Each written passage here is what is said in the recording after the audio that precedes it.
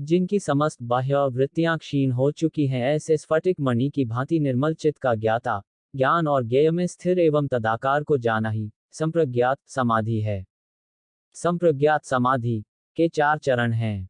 सवितर्क, सविकल्प, निर्वितर्क, निर्विकल्प, सविचार, निर्विचार, आनंदानुगत तथा अस्मितानुगत, जो वितर्क, विचार, आनंद तथा अस्मिता के 4 चरणों में पूर्ण होती है। जब चित्त की समस्त बाह्य वृत्तियां शांत हो जाती हैं तो उसे मन की स्थिर अवस्था कहते हैं। बाह्य वृत्तियों के कारण ही चित्त तरंगित रहता है, जिनके कारण आत्मा का बिंब नहीं दिखाई देता।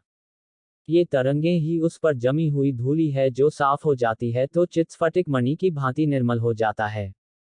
चित्त की ऐसी निर्मल अवस्था में ग्रहीता आत्मा ग्रहण, अंतःकरण और इंद्रियां तथा ग्राह्य पंचभूत तथा विषयों में अर्थात ज्ञाता ज्ञान और ज्ञेय में स्थित और तदाकार हो जाता है। इसी को समापति अर्थात संप्रज्ञात समाधि कहते हैं। इस स्थिति में मन पूर्ण नियंत्रण में होता है तथा उसे जिस वस्तु में स्थिर किया जाए उसी के तदाकार हो जाता है। यही शुद्ध मन की अवस्था है। यह चित्त वासना की तरंगों के कारण ही विषयों की ओर भागता था, किंतु अब यह पंखहीन पक्षी की भांति हो जाता है, जो वासना के पंखों के टूट जाने से उड़ नहीं सकता। इसे क्षीण वृत्ति चित्त कहा जाता है।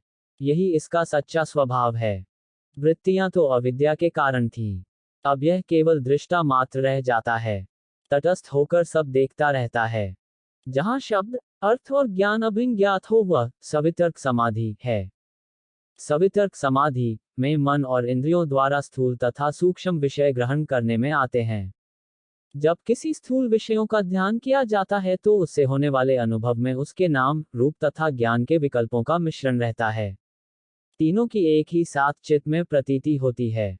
इसलिए इस समाधि को सवितर्क अथवा सविकल्प समाधि कहते हैं।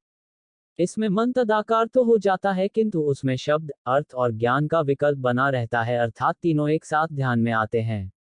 इसमें भी मन की चंचलता थोड़ी मात्रा में रहती है कि एक पर ध्यान जमाने पर तीनों बातें एक साथ ध्यान में आ जाती हैं। ये तीनों अभिन्न ज्ञात होती हैं। यह नीचे दर्जे की है। जिनकी समस्त